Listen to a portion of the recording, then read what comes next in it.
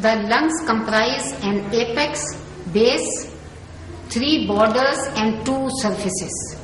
The apex lies above, the base is concave and lies in relation to the convex dome of the diaphragm.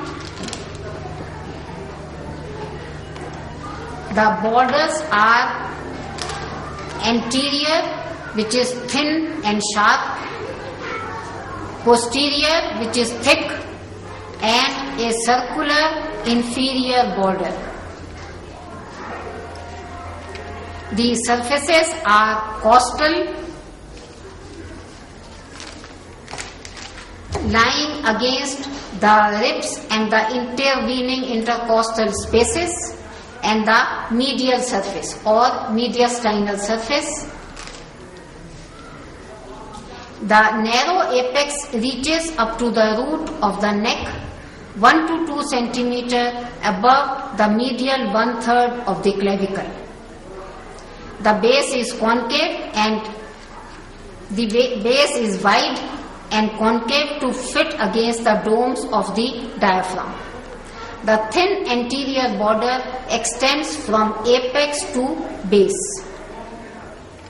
On the left side, the lower part of this border presents a cardiac notch followed by the lingula, a tongue-shaped projection. The thick posterior border fits into the paravertebral gutter.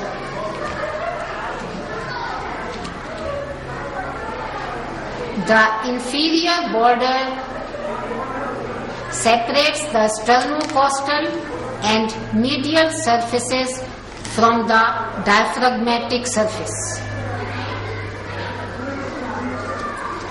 The costal or lateral surface is most extensive and extends between the anterior and posterior borders, lying deep to the ribs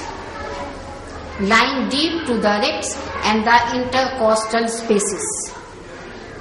It shows the depressions and slight elevations produced due to the presence of the ribs and elevations due to relief provided by the intercostal spaces.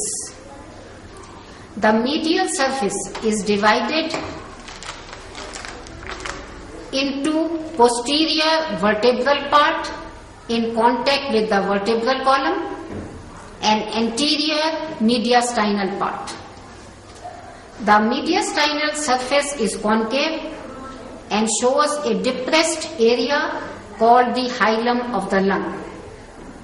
At the hilum, number of structures entering or leaving the lung are collected, and these constitute the root of the lung.